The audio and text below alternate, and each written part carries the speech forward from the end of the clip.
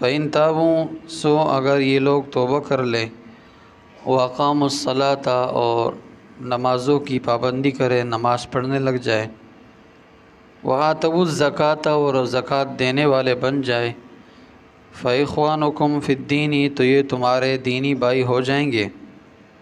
وَنُفَصِّلُ الْآيَاتِ اور ہم یہ آیتیں بیان کرتے ہیں، لقوم ایسی قوم کے لیے یعلمون جو جانتے ہو، سمجھ بوجھ رکھتے ہو، عقل رکھتے ہو۔ گزشتہ آیتوں میں اللہ رب العزت نے مشرکین مکہ کی اور اس طرح یہودی مدینہ کی بدعہدی اور وعدوں کی خلاف ورزی بیان فرمائی تھی، اور ان کے وجوہات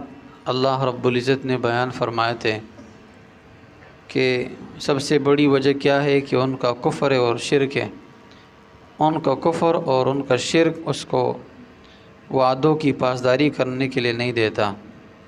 یعنی وہ اللہ تعالیٰ کے ساتھ وفادار نہیں ہے تو آپ کے ساتھ کیسے وفادار ہوں گے، مسلمانوں کے ساتھ کیسے وفادار ہوں گے، ایسے ہو ہی نہیں سکتا ہے۔ اور یہ اللہ نے پھر ان کی دلی کیفیت کو بیان فرمایا کہ دیکھیے بظاہر تو وہ الفاظ سے کہتے کہ ہم مسلمانوں کے ساتھ جو ہے آج کے بعد ہم جنگ نہیں کریں گے، لیکن ان کے دل کے اندر بات ہو رہے، وہ وسائل کے انتظار میں، جب ان کو وسائل مل جائیں گے تو پھر وہ کیا کریں گے، پھر وہ کسی کا خیال نہیں رکھیں گے، قرابت داری کا بھی خیال نہیں رکھیں گے، اللہ تعالیٰ کے حقوق کا بھی خیال نہیں رکھیں گے، عہد و پیمان کا بھی وہ خیال نہیں رکھیں گے، لیکن انتظار صرف اس بات کا کہ انہیں کوئی وسائل مل جائیں۔ جب انہیں طاقت ملے گی، جب انہیں قوت مل جائے گی تو پھر وہ تم میں سے کسی کو بھی نہیں دیکھے گا، نہ چھوٹے کو دیکھے گا، نہ بڑے کو دیکھے گا۔ تو پھر وہ کیا اللہ نے ان کی دلوں کی کیفیت بیان فرمائی تھی، ان کے دل کے نفاق کو اللہ نے بیان کیا تھا اور ان کے کفر کو اللہ نے بیان فرمایا تھا۔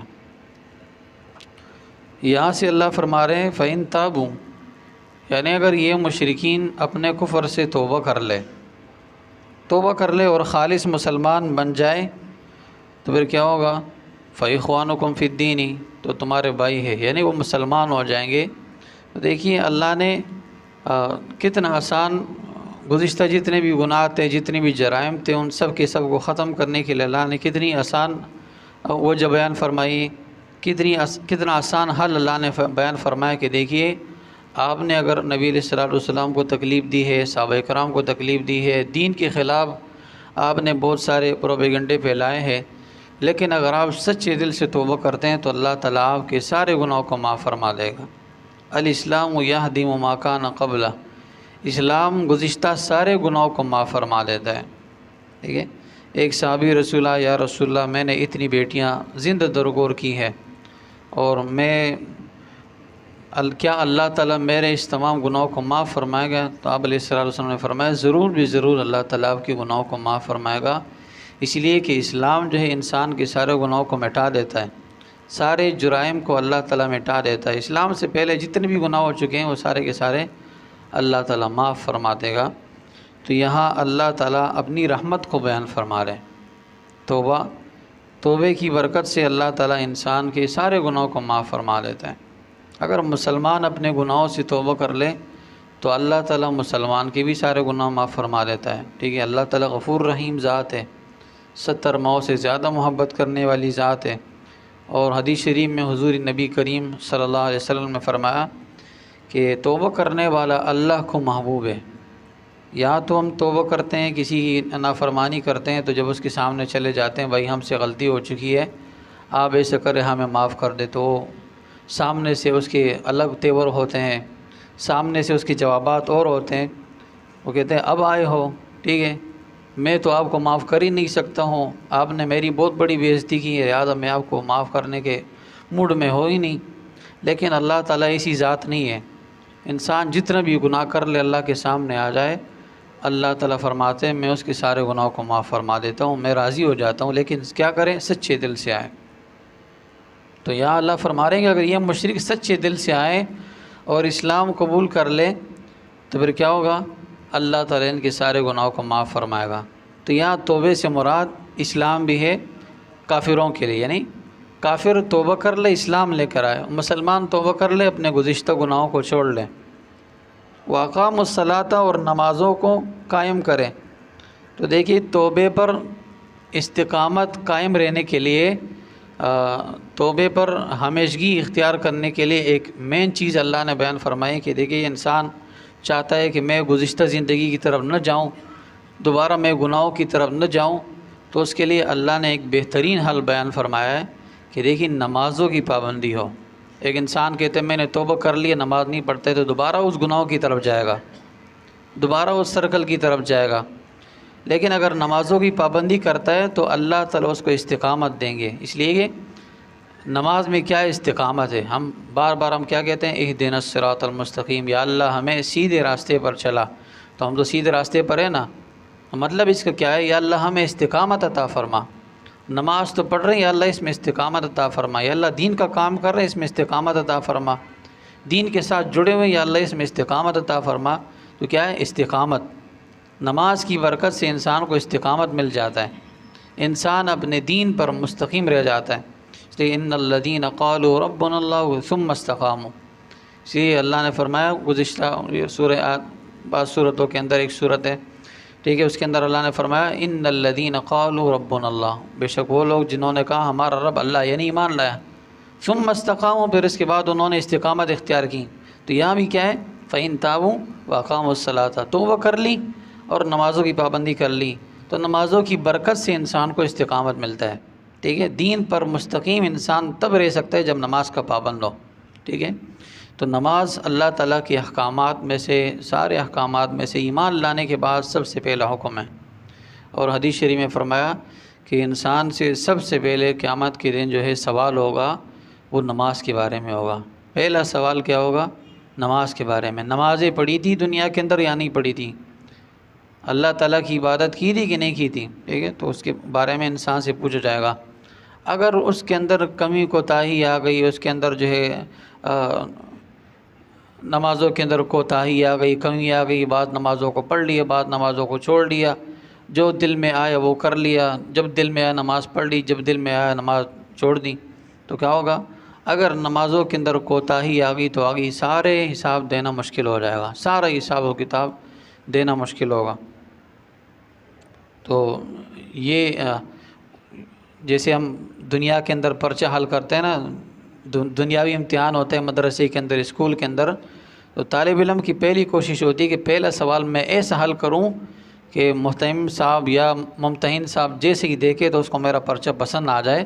اور وہ مجھے 100 نمبر دے دیں۔ تو پہلا سوال پر وہ کوشش کرتے ہیں کہ پہلا سوال میں اچھی طریقے سے حل کر لوں، آگے جیسے ہی وہ دیکھیں گے تو بھائی یہ تو بہت اچھا لکھا ہے، ہیڈنگ بہت اچھی دی ہے، مارکر سے لکھا ہے، فلاں فلاں کام کیا اس کے ساتھ، تو جو ممتحن صاحب دیکھتے ہیں، امتحان لینے والا ممتحن، جب وہ دیکھتے ہیں پرچہ اچھی طریقے سے لکھا گیا تو وہ کہتے ہیں بھائی پاس ہے۔ تو پہلا سوال ہمارا کیا ہے، نماز کے بارے میں ہے، ٹھیک ہے۔ نماز اچھی طریقے سے ہم نے پڑھی ہوگی، نماز کی پورے اداب کے ساتھ اور مکمل اوقات کی ہم نے پابندی کی ہوگی، جو وقت ہے جس نماز کا اسی وقت پر ہم نے نماز پڑھی ہوگی، تو باقی آگے جتنے بھی حساب ہے، جتنے بھی اعمال ہے، ان سب کا جواب دینا آسان ہو جائے گا، باقی جتنی بھی گھڑی ہیں ساری کی ساری آسان ہو جائے گی۔ تو کہا فَإِن تَابُوا وَأَقَامُوا الصَّلَاةَ، توبہ کر لیں، ایمان لائیں اور نمازوں کی پابندی کریں، وَآتَوُا الزَّكَاةَ اور زکوٰۃ دیں۔ تو نماز جیسے لازمی ہے اس طرح زکوٰۃ بھی لازمی ہے، نماز اور زکوٰۃ میں کوئی فرق نہیں ہے، جیسے نماز فرض ہے اس طرح زکوٰۃ بھی فرض ہے، زکوٰۃ بھی دینا ضروری ہے، ٹھیک ہے۔ آپ کو اللہ نے مال دیے تو اپنے مال کے اندر غریبوں کو نہ بولیں، محتاجوں کو نہ بھولیں، یتیموں مسکینوں کو نہ بھولیں، بلکہ ان کا اس مال کے اندر حق ہے، اور یہ نہ سمجھے کہ اگر میں مال دوں گا تو میرا مال کم ہو جائے گا، اس طرح ہو نہیں سکتا ہے۔ آپ علیہ الصلوۃ والسلام نے فرمایا جو بندہ صدقہ دے اور پھر اس کا مال کم ہو جائے تو قیامت کے دن مجھ سے لے لے۔ تو اس سے بڑی ضمانت کیا ہو سکتی ہے کہ آپ علیہ الصلوۃ والسلام خود فرما رہے ہیں، ایک آدمی اپنے مال سے زکوٰۃ دیتا ہے، صدقہ دیتا ہے، اس کا مال کم ہو جائے تو مجھ سے قیامت کے دن لے لے، یعنی مطلب کیا ہے کہ اس کا مال کم ہو ہی نہیں سکتا ہے، اس کا مال اور بڑھے گا، کم نہیں ہوگا۔ کہا نمازوں کی پابندی کریں اور زکوٰۃ ادا کرنے والے بن جائے، فَإِخْوَانُكُمْ فِي الدِّينِ، تو وہ تمہارے بھائی ہے۔ اس کا مطلب کیا ہے، دوسرا مطلب کیا ہے،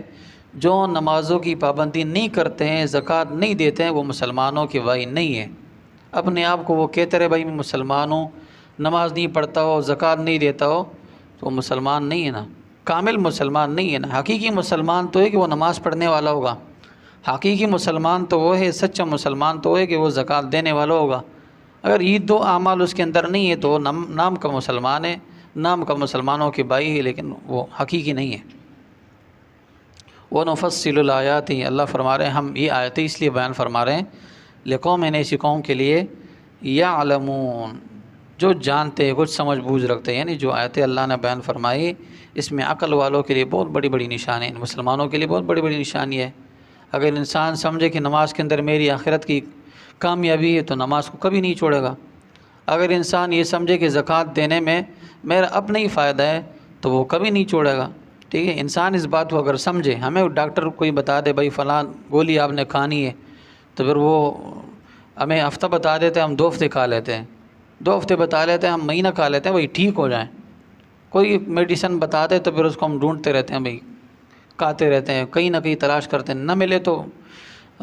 جب تک وہ نہ ملے ہم چین سے بیٹھتے نہیں ہیں۔ تو اللہ نے ہمیں ایک بہترین دوائی دی ہے، ٹھیک ہے، آخرت بنانے کے لیے ایک بہترین میڈیسن دی ہے۔ کیا؟ سب سے پہلے میڈیسن کیا ہے؟ نماز۔ ٹھیک ہے، نماز جنت کی کنجی ہے، ٹھنڈک ہے، آپ علیہ السلام کی آنکھوں کی ٹھنڈک ہے، نور ہے قیامت کے دن کا۔ تو کیا چاہیے بھائی؟ اور زکوٰۃ مال کی پاکی ہے، مال کی حفاظت ہے۔ آپ علیہ السلام فرمایا کہ جو بندہ زکوٰۃ دیتا ہے اللہ تعالیٰ اس کے مال کو چور سے، ڈاکو سے اور لوٹنے سے اللہ تعالیٰ محفوظ فرما لیتا ہے۔ تو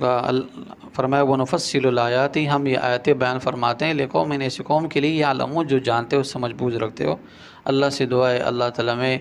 ان تمام باتوں کو سمجھنے کی توفیق عطا فرمائے۔ وآخر دعوانا الحمدللہ رب العالمین۔